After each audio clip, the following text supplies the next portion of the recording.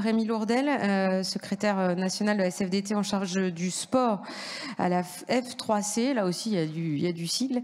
La promotion de ce métier, avant tout, et on l'a un petit peu évoqué ce matin, mais on va le rappeler, c'est de lui donner du sens.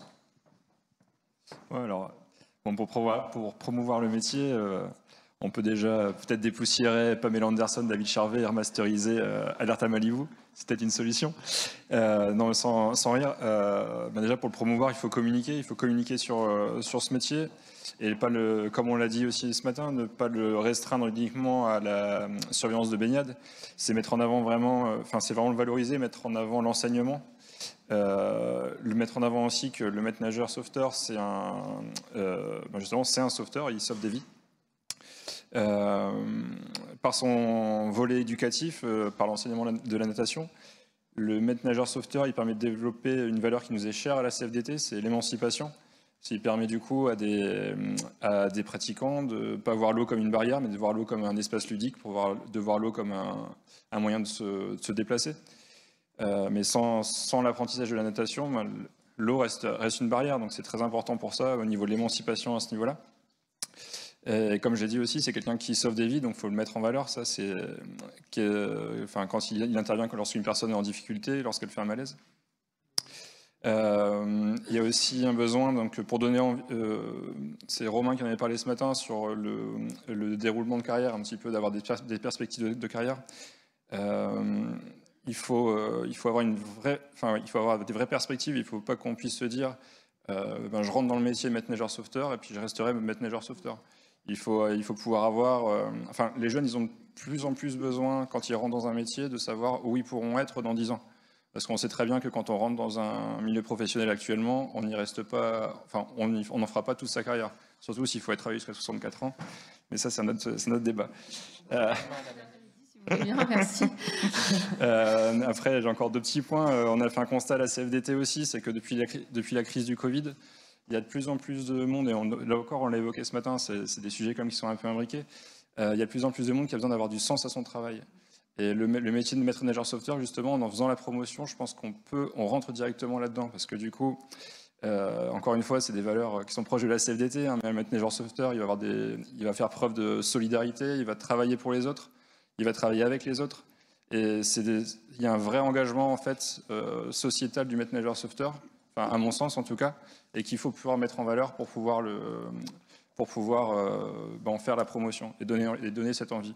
Et juste le dernier point, c'est juste pour faire la transition avec ce matin, la promotion, elle est très liée aussi à l'attractivité. Donc si on ne rend pas le métier plus attractif, la promotion qu'on va en faire, en fait, on va faire de la poudre aux yeux.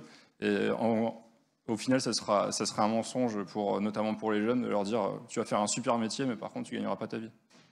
Effectivement, les sujets sont liés et on aura l'occasion de faire des passerelles. Alain Amida-Pizal, vous êtes président d'Asporta, association créée en 2018, qui regroupe des responsables de sport d'agglomération qui ont sous leur direction différents types d'installations, notamment des piscines.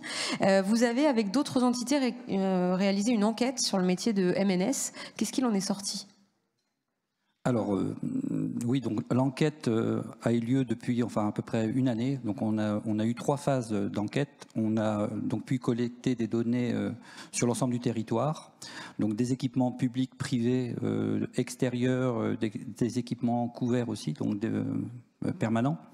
Donc on a justement pointé du doigt certaines disparités sur le territoire avec de l'attractivité en fonction de certaines zones littorales. Donc on a aussi identifié et puis pointé le fait que parfois des collectivités ou des employeurs privés mettent en place des dispositifs d'aide, de valorisation, d'incitation à venir sur leur territoire avec parfois des logements, parfois des rémunérations supplémentaires. Donc c'est vrai qu'il y a toute une disparité aujourd'hui sur le territoire d'incitation. Donc on voit bien qu'on est dans un secteur aussi concurrentiel, même si les piscines publiques représentent 90% des piscines en France, on s'aperçoit qu'on est aussi en concurrence, nous aussi entre nous. Donc il faut aussi trouver un mode de fonctionnement assez homogène sur le territoire, trouver des règles de recrutement ou des critères de recrutement qui soient assez standards, pour pas non plus qu'on tombe dans des effets inverses où on va rentrer dans des spirales sur lesquelles on a du mal à s'en sortir. Donc on veut de la cohérence sur le territoire.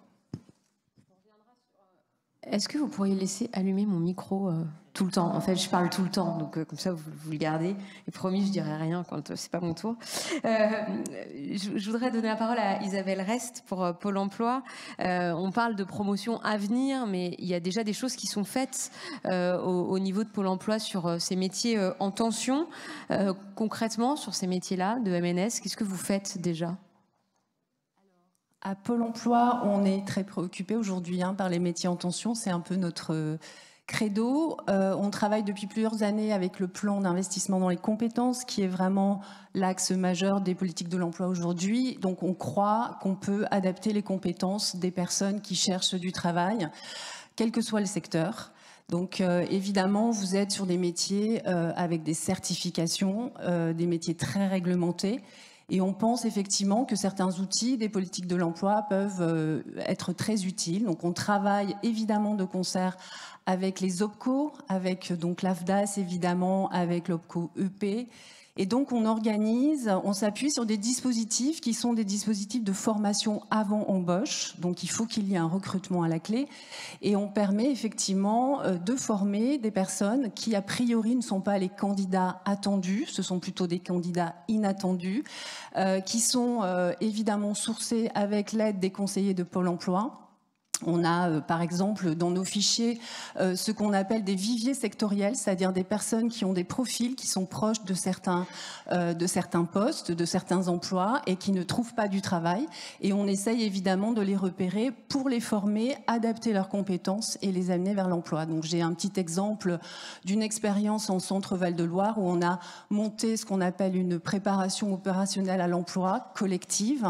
Voilà, donc 14 stagiaires qui sont entrés sur une préparation au test BP, GEPS, maître nageur. C'était des personnes qui étaient totalement des candidats inattendus. Voilà. 11 personnes ont réussi leur parcours de formation et ça a été donc et 2 personnes ont eu leur BNS. Excusez-moi. Donc finalement un super bilan, voilà. Il faut que les employeurs y croient, il faut qu'il y ait du partenariat. Par exemple, ce que j'évoque là, c'est un partenariat avec le CREPS, le conseil départemental, la mission locale, etc. Et Pôle emploi, évidemment, voilà. Et les OPCO qui sont présents à nos côtés. Donc il y a des financements. Il y a vraiment des dispositifs adaptés. Il faut que vous soyez clairs sur les besoins que nous devons effectivement prendre en compte pour adapter les conséquences. Alors, les besoins côté employeur et les attentes côté candidat, avec des salons aussi dans lesquels on développe et on essaye de promouvoir, de faire connaître ce métier aussi. Oui, tout à fait. Il y a de plus en plus de salons et puis une multitude d'événements qui sont organisés par Pôle emploi et pas que Pôle emploi. Isabelle a parlé de partenariat, donc des salons aussi en partenariat, parfois avec les régions, les départements, les préfectures. Alors, il y a un prochain salon, mais les cibles métiers ne sont finalement pas très adaptées. Il y a le salon des emplois publics, qui est fin mars, me semble-t-il, mais le choix était plutôt de porter sur des métiers RH, administration, etc. Par contre, il y a des salons qui attirent des jeunes partout dans les régions, qui sont les salons Jeunes d'Avenir. Donc, je ne sais pas si vous les connaissez, vous retrouvez facilement les informations sur Internet. Par exemple, en Ile-de-France, le prochain salon Jeunes d'Avenir est le 12 et 13 avril. Donc, il peut être une nécessité de présenter les métiers, d'organiser pourquoi pas des job dating. D'autres types de salons, une semaine particulière qui est organisée par Pôle emploi, même si la terminologie ne fait pas systématiquement écho avec la filière, et pourtant, Pôle emploi organise une semaine nationale des métiers de la filière fluviale et maritime. Et cette semaine est organisée nationalement, une campagne nationale est organisée. Et par exemple, la ville de Marseille s'est associée avec une agence de Pôle emploi, l'agence Belle de Mai, pour présenter ces métiers et recruter des maîtres nageurs sauveteurs, des surveillants de baignade, etc. Il y a aussi, dans les territoires où il y a de forts recrutements dans votre filière, PACA, Occitanie, Nouvelle-Aquitaine, il y a des régions Pôle emploi qui organisent ce qu'on appelle l'homologation, c'est place de l'emploi et de la formation.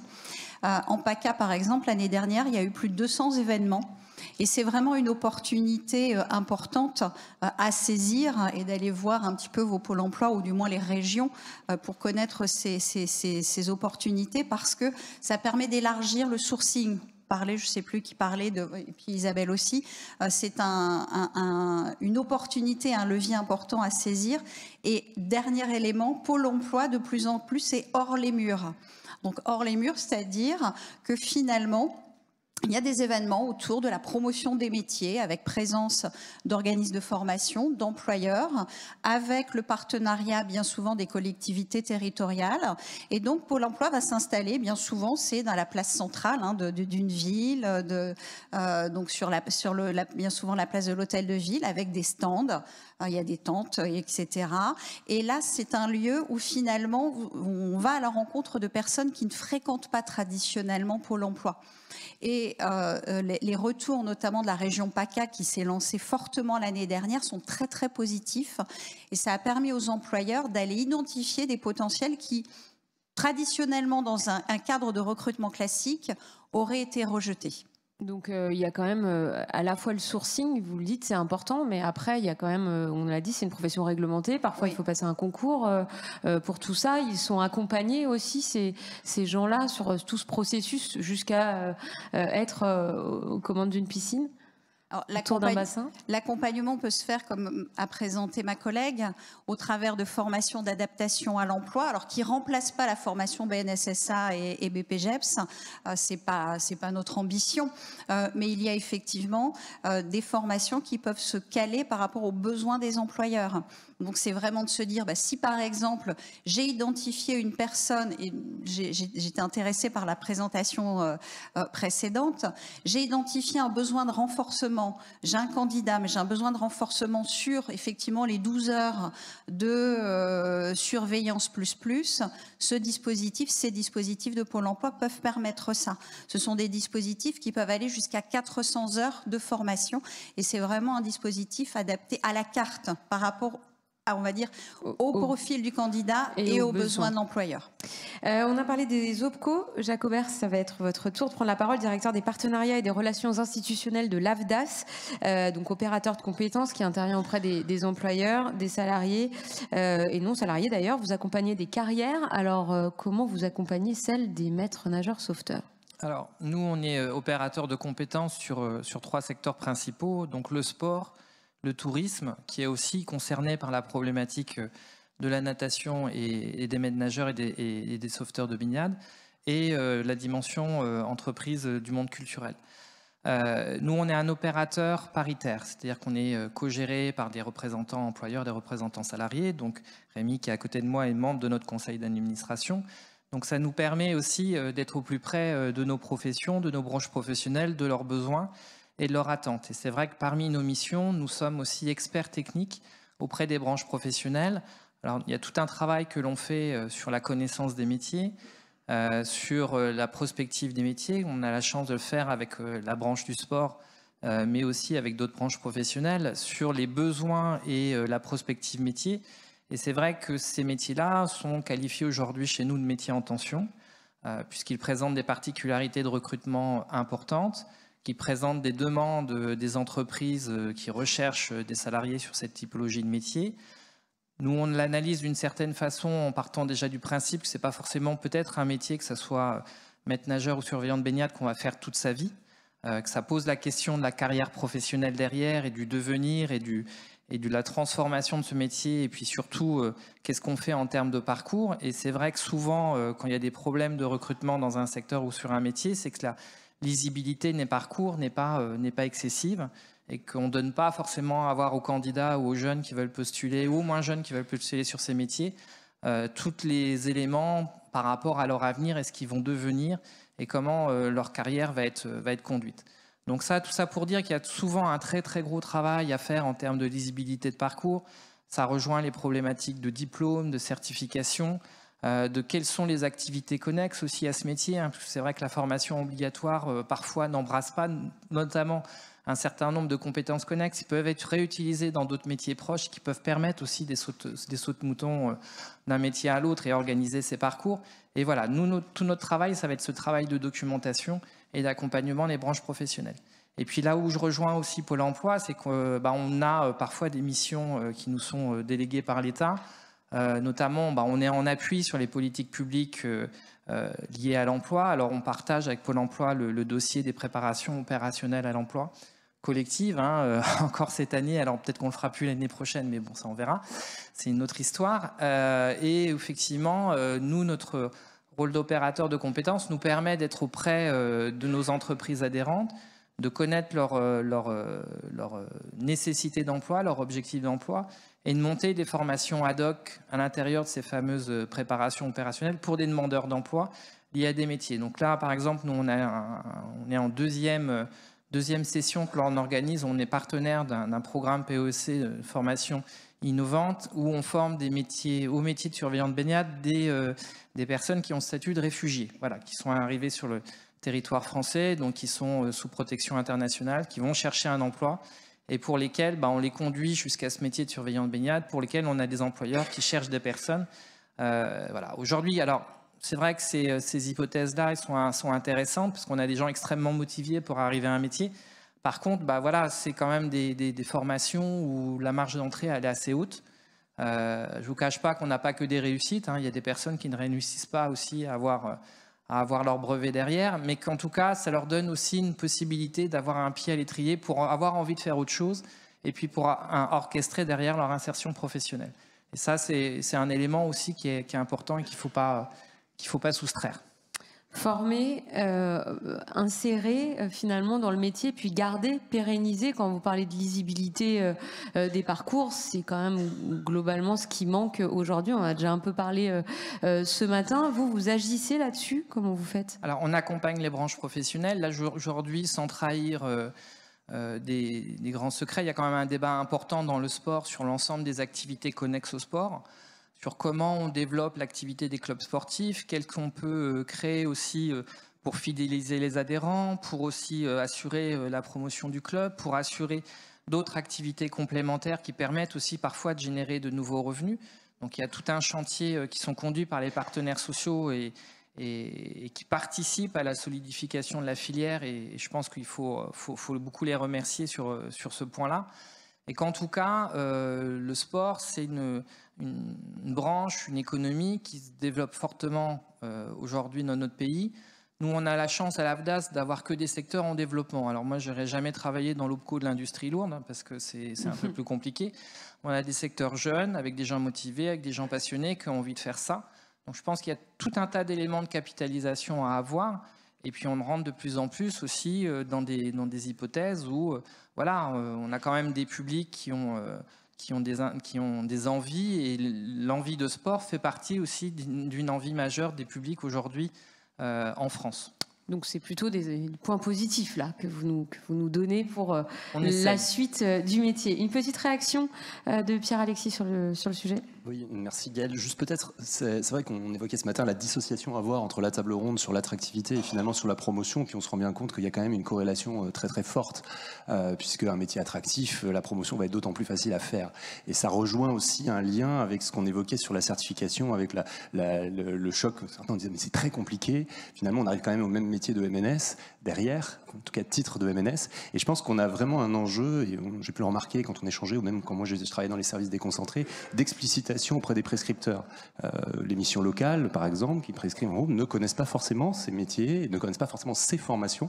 Et là, je pense qu'il y a un vrai rôle qui doit être en amont sur ce sujet. Puis après, on parle de MNS, mais on parle aussi d'éducateur sportif. Le terme générique, c'est un éducateur sportif. Quand vous êtes éducateur, il y a quelque chose de noble aussi derrière ça. On parle de certaines politiques publiques dont on peut être le relais. On parle d'autres choses. C'est prospective vers autre chose. On parlait ce matin d'avoir des compétences élargies qui permettent d'avoir une progression de carrière, parce que ce plafond de verre est limitatif. On dit, bah oui, tu vas être MNS, puis après tu vas le rester. Donc c'est vrai qu'il y a aussi cette dimension-là. Puis juste après, ça c'était l'amont, et puis l'aval, une fois qu'on est rentré en formation, de pouvoir communiquer aussi pour des personnes. On voit qu'il y a une grande partie qui sont en formation professionnelle et pas en formation initiale, évidemment sur ces métiers. Et puis c'est cette organisation de la formation.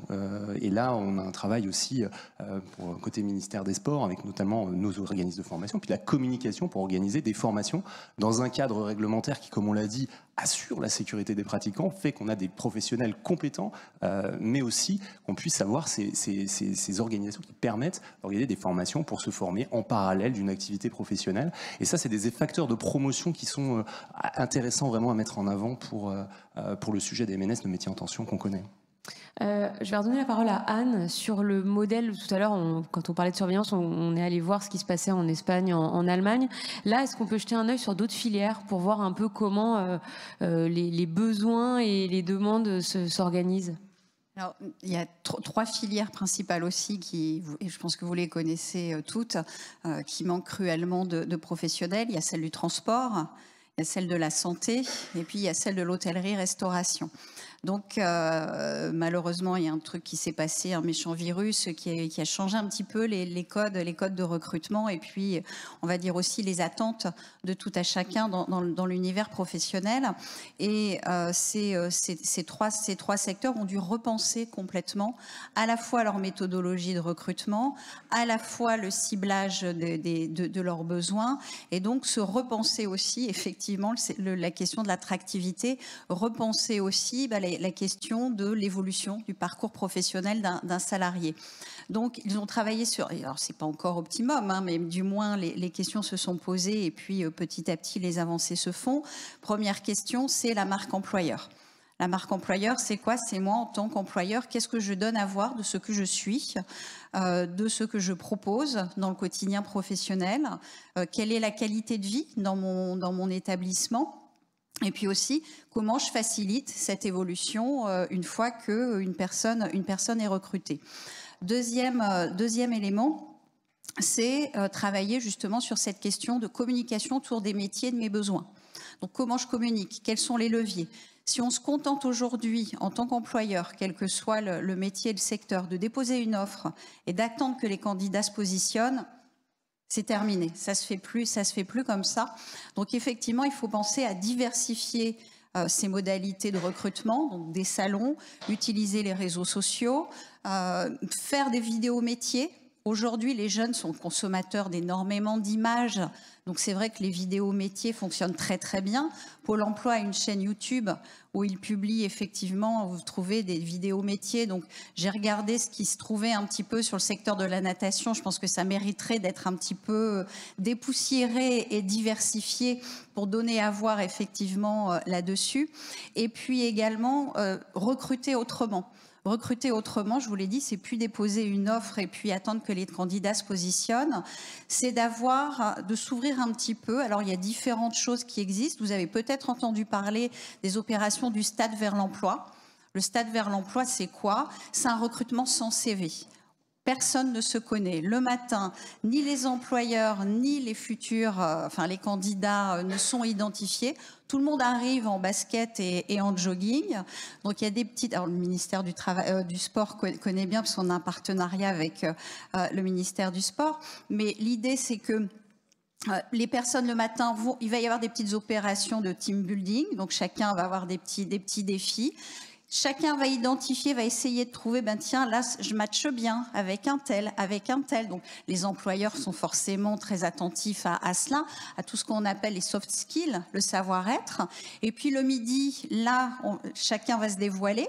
Donc, il va y avoir, comme tout à l'heure, un déjeuner tout à fait convivial où chacun va aller parler de manière détendue. Et l'après-midi, un job dating. Et donc, c'est effectivement aujourd'hui un dispositif qui fonctionne plutôt bien. Vous avez d'autres dispositifs aussi, des ateliers de détection de potentiel qui se font de plus en plus. Là aussi, on va aller chercher des habiletés. Alors bien sûr, vous concernant, c'est un peu plus large que ça et c'est pas aussi simple parce que on va dire le principal prérequis, c'est de savoir nager. Mais en tout état de cause, au-delà de ça, sur le transport par exemple, il y a quelques années, pour pouvoir travailler dans une société du transport, il fallait impérativement avoir le permis poids lourd. Dans le service, les services logistiques, il fallait avoir le CACES. Aujourd'hui, face à ces difficultés de recrutement, les employeurs laissent de côté cette exigence, vont plutôt s'attacher au savoir-être et puis après financer, soit par des dispositifs publics qui existent, soit avec ses fonds propres, financer ces permis. Voilà. Vous avez presque fait la passe décisive à Alain Hamida-Pisal sur la partie réseaux sociaux et comment on va communiquer en termes d'image auprès notamment de la jeune génération qu'on aimerait attirer vers ces métiers. En tout cas, chez Asporta, c'est un peu votre cheval de bataille. Oui, alors en fait, on était parti d'un constat. Alors le constat qu'on a partagé tous aujourd'hui et ce matin particulièrement. Alors, ok, il y a un problème de maître nageur. Ok, il y a un problème de recrutement, un problème de lisibilité des diplômes, un problème d'évolution de carrière, un problème de motivation, etc., etc. Bon, quand on a dit ça, on a tout dit. Maintenant, on s'est posé la question en se disant, on a besoin de quoi maintenant pour modifier ça? Alors, on sait que le métier est complexe, on sait qu'il y a aussi d'autres métiers en tension. On voudrait aussi simplifier le message, parce que on l'a vu, la disparité des diplômes fait que c'est pas si simple que ça à comprendre, mais sans le dénaturer. Donc on a besoin d'avoir une communication cohérente et concertée. Et en même temps, une seule communication. Donc un message qui doit être adapté aux différentes cibles. Alors, il y a les scolaires, il y a l'université, il y a aussi les différents prescripteurs comme Pôle emploi, il y a le grand public. Et il faut utiliser les réseaux sociaux. Aujourd'hui, alors certains nous disaient en souriant, mais c'était pas si drôle que ça, c'était même pas inintéressant d'ailleurs. Pourquoi ne pas créer une émission qui s'appellerait Le meilleur MNS? Alors il existe Le meilleur pâtissier, il existe des émissions de ce type-là qui ont aussi beaucoup joué dans la promotion de certaines filières. Alors effectivement, pourquoi pas lancer Le meilleur MNS? On parle d'influenceurs, on parle de réseaux sociaux, donc on parle aussi de messages un petit peu dynamiques, modernes, pas trop institutionnel, parce que derrière, automatiquement, on associe l'institutionnel au rébarbatif. Donc ça veut dire que derrière, c'est assez bloquant. Et aujourd'hui, les jeunes d'aujourd'hui ne sont pas les mêmes qu'il y a 30 ou 40 ans, quand certains nous faisaient part de l'histoire. Donc c'est vrai qu'il faut aussi qu'on soit capable de s'adapter. Donc on a essayé, nous, de travailler sur une série de spots. Alors on appelait ça la série, c'est des Aquatics, avec l'idée d'avoir un générique et ensuite travailler sur 5-6 spots d'une minute maximum, avec un temps fort sur l'enseignement, un autre sur l'animation, une séquence sur l'enseignement, une séquence sur la surveillance, pour bien aussi distinguer le métier de surveillant à celui d'enseignant, pour que les choses soient bien claires et soient surtout le plus compréhensibles possible. Donc on a de quoi éventuellement vous montrer un petit spot de moins d'une minute. Je ne sais pas si on peut le faire. On va regarder ce spot, le premier. Vous aimeriez qu'il soit diffusé au niveau national, en tout cas pour attirer justement les plus jeunes. Je ne sais pas qui va lancer la vidéo, mais elle ne doit pas être loin.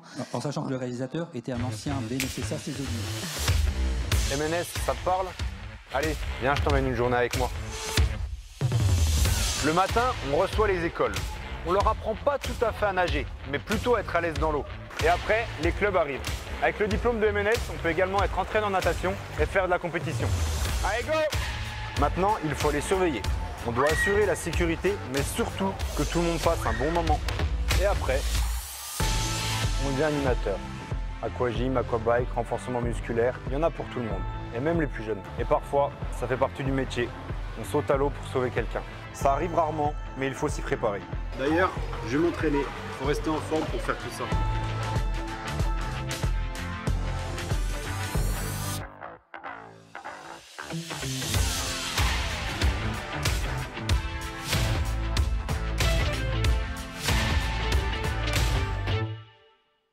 Voilà, une petite piste, une jolie piste de promotion du métier.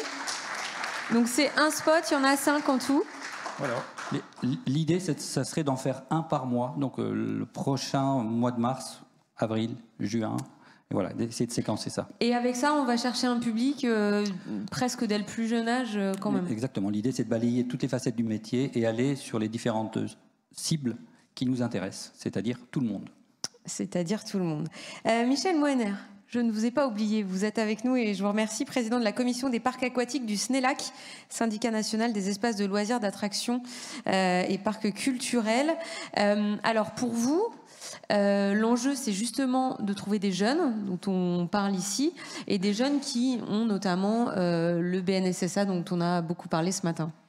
Oui, alors si vous voulez, bon, nous on n'est pas vraiment représentatif puisque dans la filière aquatique, il y a environ 22 parcs. Simplement, on reçoit environ 2 millions de personnes sur 80 jours, donc c'est quand même important. Les BNSSA, c'est environ 500 qui sont recrutés chaque année dans les 22 sites. Moi, je voudrais revenir, avant de parler des promotions, sur le fait qu'on est venu à cette réunion des États généraux, surtout pour obtenir une dérogation des BNSSA. Et je crois qu'on est en train de l'oublier un petit peu. Ça fait 4 ou 5 ans qu'avec Patrick Duny, j'étais également expert à l'AFNOR, on essaye de monter ce projet. On nous avait dit il y a 4 ans que le décret devrait sortir dans les 6 mois. 4 ans après, il n'y a toujours pas de décret de sortie. La dernière visio qu'on a eue, on nous a indiqué que maintenant il y aurait des ratios. Donc ça serait très compliqué à mettre en œuvre. Je voulais quand même revenir sur ce débat qui est important pour nous parce que cette réunion des États généraux devait vraiment en parler.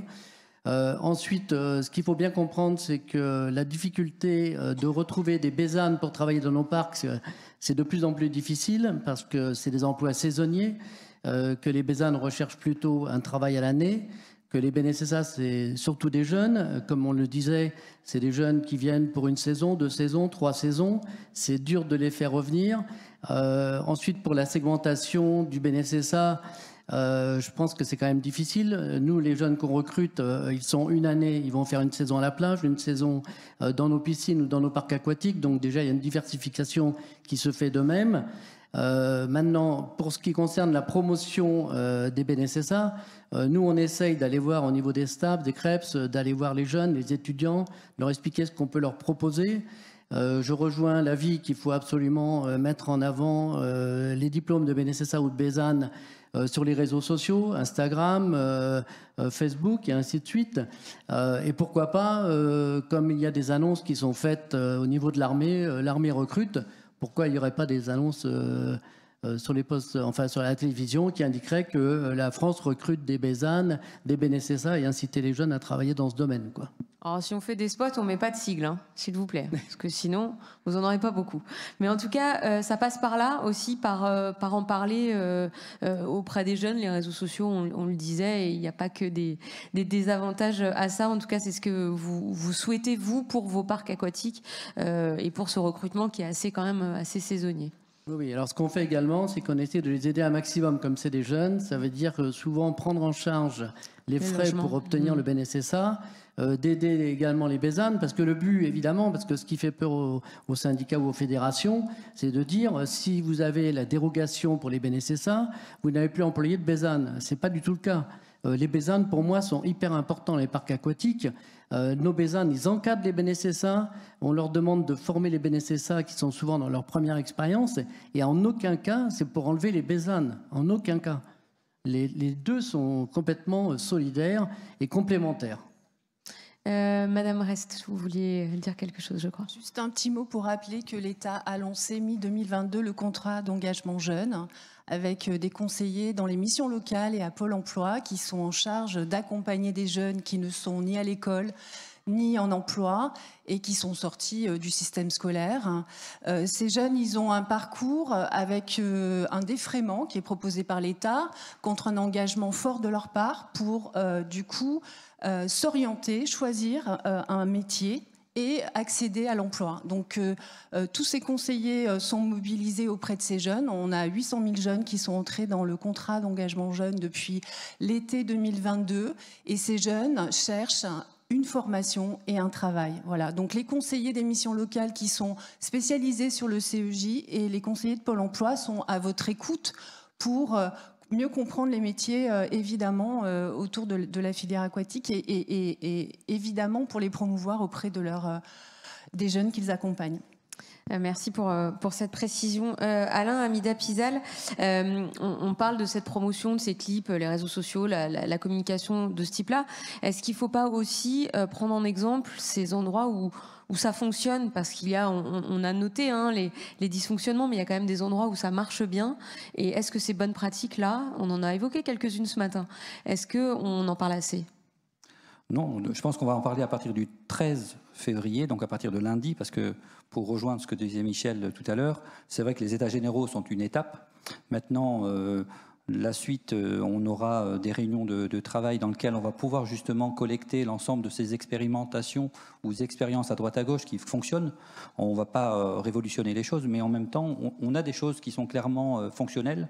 Donc à nous derrière de les mettre autour d'une table ronde, avec, on espère, tous les acteurs, certains absents aujourd'hui, mais en même temps, il faut qu'on avance. On a l'avantage d'avoir pu tous se retrouver aujourd'hui. Donc il faut que maintenant, on démarre une nouvelle page. Alors c'est vrai que le BNSSA va jouer, enfin, l'évolution du BNSSA va jouer aussi un rôle important. Donc on a besoin d'avoir cette clarification-là et surtout voir dans quelle mesure, d'ici la saison d'été, les choses vont avancer, parce qu'on a des calendriers aussi qui avancent vite. Effectivement, la norme qui est d'application volontaire permettra aussi de donner un cadre, mais on a besoin ensuite que tous les acteurs se retrouvent de manière pragmatique et qu'on puisse avancer avec un objectif commun d'essayer de régler ce problème de pénurie de maîtres nageurs qui fait défaut partout en France. Merci beaucoup. Avant de donner la parole à la salle, un dernier petit mot avec Anne pour Pôle emploi. On a parlé de l'opération Bassin vers l'emploi. Un petit mot de la plateforme Emploi 2024. Alors, Bassin vers l'emploi, malgré tout, ça n'existe pas encore. Donc, c'est à réfléchir. Ce serait calé sur ce que je vous ai parlé du stade vers l'emploi. Donc, pour pouvoir caler dans votre filière une expérimentation de la sorte, il y a plusieurs conditions. Déjà, c'est d'avoir des clubs sportifs qui se lanceraient dans l'organisation de ce genre d'opération, d'avoir un vivier aussi d'employeurs suffisant pour attirer des candidats de tous horizons. Puis après, comme tout, ça nécessite un financement. Autant le stade vers l'emploi est cofinancé par le ministère du Travail et puis ministère des Sports. Là, si on lance ça, il faudra poser la question aussi du financement. Donc ça, c'est pourquoi pas un projet qui mérite de s'y pencher.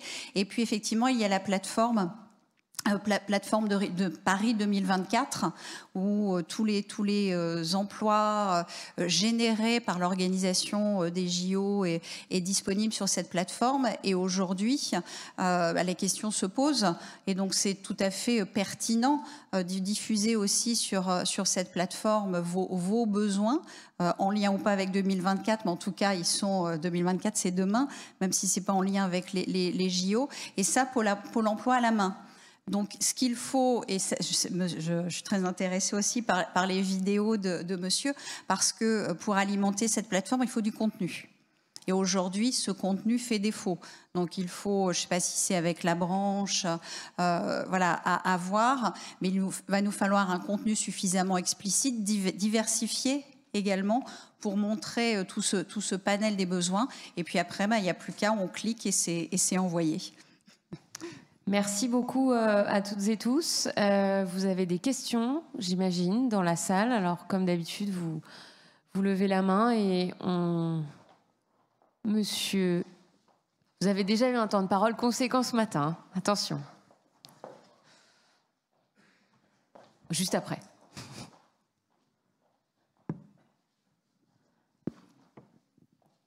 Qui a la parole? C'est moi? Oui. Ouais. Juste, moi, c'est pas une question, juste une toute petite remarque pour monsieur qui gère les parcs aquatiques, s'il vous plaît.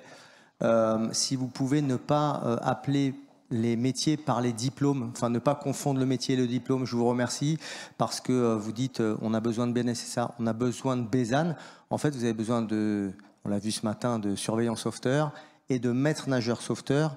Le moyen d'obtenir ce titre est très diversifié aujourd'hui. Lorsque vous dites on a besoin de BESAN, en fait, vous enlevez une très grande partie des professionnels qui pourraient être employés par vos services via d'autres diplômes. Merci beaucoup. Allez-y. Oui, Un élément complémentaire aussi, c'est de mettre en valeur nos équipements pour que les gens aient envie de venir y travailler. PDD a lancé un label, Piscine de demain, mais il y aura d'autres labels, j'espère aussi, pour valoriser toutes les actions qu'on peut mener vis-à-vis de l'environnement, par exemple, et donner du sens quand on vient de travailler dans une piscine qui est labellisée tout simplement. Merci. C'est vrai qu'on a parlé de la promotion du métier, mais pas des lieux où on l'exerce, et ça peut jouer, en effet. Une autre question ? Vous êtes bien silencieux d'un coup. Ah si, allez, madame. Et puis après, c'est la digestion. Non, c'est juste pour les vidéos. Elles sont actives quand? Elles sont disponibles où? Oui. Elles seront actives dès ce soir. Vous aviez la primeur aujourd'hui. Voilà, on met ça en ligne, le temps de rentrer à Dole, dès demain. Voilà, c'est imminent. En ligne. Ah, c'est en ligne. Bon, les équipes ont travaillé, ils sont hyper nombreux à Sporta, là, donc depuis ce matin, donc voilà, ils ont mis en ligne. Donc en ligne où? Sur votre site à vous? Sur YouTube? YouTube et LinkedIn, voilà, pour les petits clips. Question ici. Oui, merci Cyril Coupe pour Landes. C'est juste une remarque par rapport à la norme que Patrick a présentée tout à l'heure, notamment une application volontaire. Je pense que c'est important d'indiquer aux employeurs, notamment que quand même, elle a une valeur juridique, c'est important. Et désormais, on crée des bases un petit peu aussi comme d'organisation, de différentes gestions de piscines, notamment qui ont été évoquées. Et je crois que voilà, c'est comme tu as dit tout à l'heure, Alain, il y a une base aujourd'hui qui va être lancée.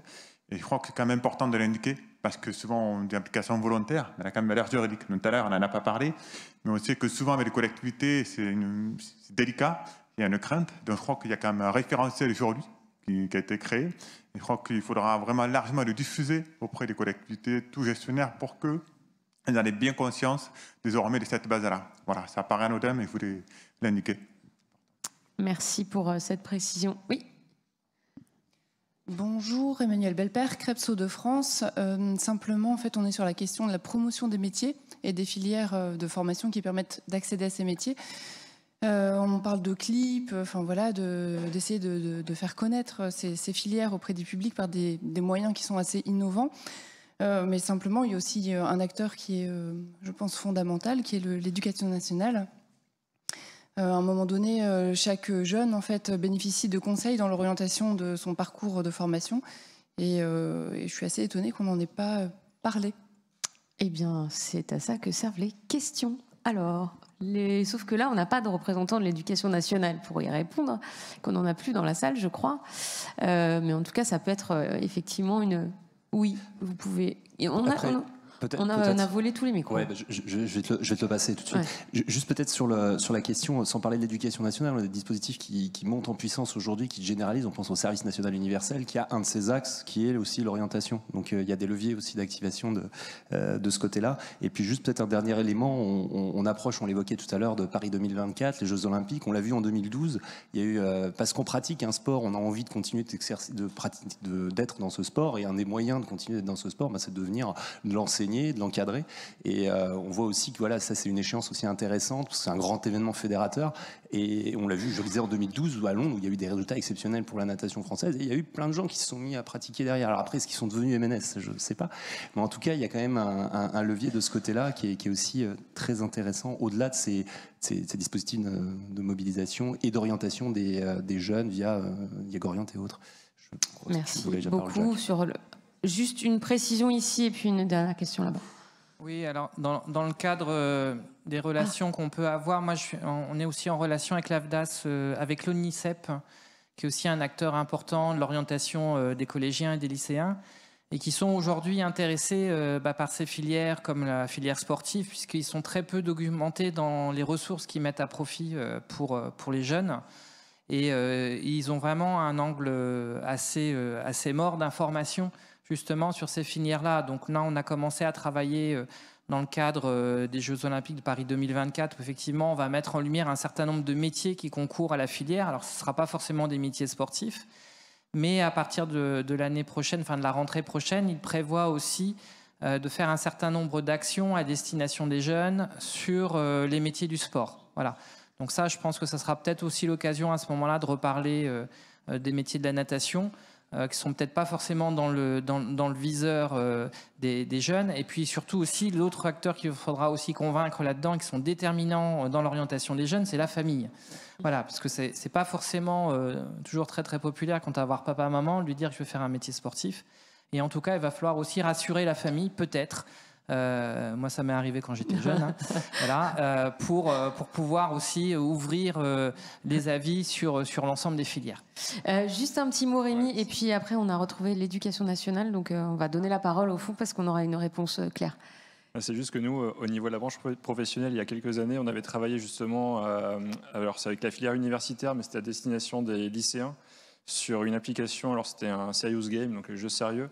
C'est une application en fait qui mettait en relation les diplômes avec les métiers qu'on pouvait faire dans le sport grâce à ces diplômes. Donc on avait bossé au niveau de la branche professionnelle, on avait investi aussi là-dedans. Alors Romain, je ne sais pas où on en est sur cette application, mais non, en tout cas, elle avait été mise en place. Bon, il faut la dépoussiérer parce que ça pourrait être effectivement une bonne idée.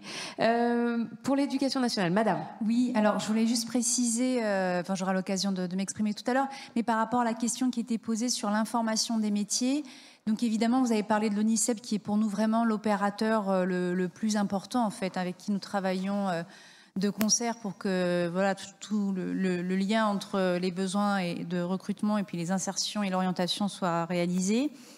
Mais je rappelle quand même qu'il y a aussi, depuis 2 ans maintenant, les régions qui sont vraiment impliquées et qui ont, elles, maintenant vraiment la compétence de l'information à l'orientation. Et donc, ça passe par le réseau des DRAIO avec qui travaille l'ONICEP. Et donc, en fait, c'est ce réseau-là, au niveau des régions, qu'il faut vraiment essayer d'aller chercher, parce qu'en fait, ils sont sollicités par l'ensemble des structures partenaires ou des structures entrepreneuriales, structurelles, etc., pour pouvoir en fait faire de l'information auprès des jeunes. Donc voilà, c'est vraiment, je pense, un nouvel interlocuteur que tout le monde n'a pas forcément en tête, mais qu'il faut savoir solliciter. Et puis évidemment, suite à une sorte, on a une expérimentation vraiment très importante actuellement en cours autour de la découverte des métiers. Donc on essaie de faire en sorte que dès la 5e et ce jusqu'à la 3e, en fait, les élèves puissent bénéficier de temps d'information et de découverte des métiers. Et donc dans ce cadre-là, un ensemble d'expérimentations ont lieu actuellement. Donc si vous êtes intéressé, voilà, faut se rapprocher des établissements et voir dans quelle mesure vous pouvez engager cette expérimentation et travailler sur de l'information directement auprès des jeunes collégiens notamment. Voilà. Merci beaucoup pour cette précision. On va arrêter là cette table ronde. Dernière question, parce que sinon Pierre-Olivier, il n'aura plus du tout le temps de nous présenter le plan de prévention des noyades. Enfin, son bilan. Oui, bonjour à vous tous. Donc Pascal Lermite, Center Parks. Je suis responsable du développement des ressources humaines pour le groupe Pierre et Vacances Center Parks. Et j'ai une question à vous poser, notamment pour le Pôle emploi. Nous, Center Parks, nous sommes, je dirais, un gros consommateur de PEE, et notamment PEI, beaucoup plus simple à mettre en place, financement plus simple à obtenir. Et puis également un engagement. C'est quoi, monsieur, les PEI?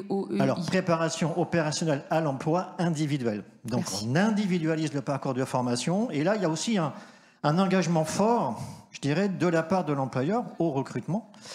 Et également un engagement fort de la part du demandeur d'emploi à rejoindre l'entreprise. Les parcours de formation se font sur 399 heures, allez, on va dire 400 heures. On met tout en œuvre. On met les hébergements en place, on met une formation qui répond totalement à ce métier, chez nous en tout cas, avec ce parcours professionnalisant. Derrière ça, on a des grilles d'évaluation qui matchent des deux côtés, côté demandeur d'emploi, côté employeur. Au final, au moment où on doit signer le contrat de travail, nous on s'engage sur du CDI systématiquement, on le dit dès le démarrage lors des informations collectives. Les jeunes vous disent, ou moins jeunes d'ailleurs, les demandeurs d'emploi vous disent « Ah, Center Parks, oh, c'est top, hein. C'est génial.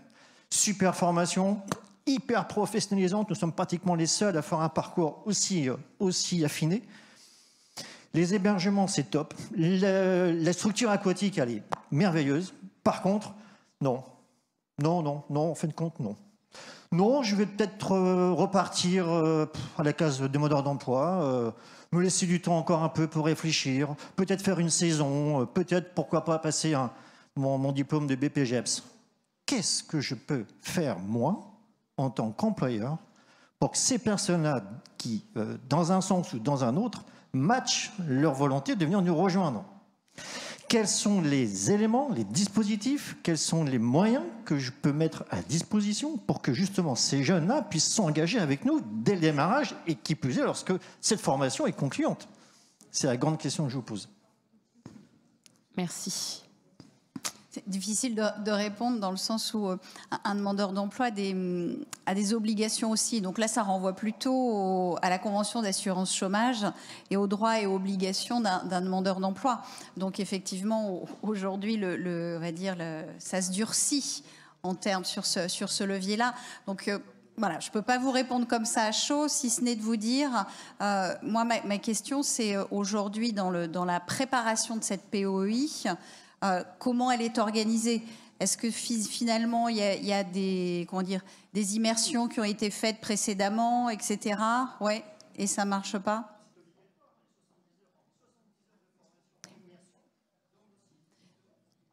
Ouais, immersion dans les sites, et pourtant ça ne fonctionne pas. Ouais. Merci à toutes et tous, merci à vous pour vos questions.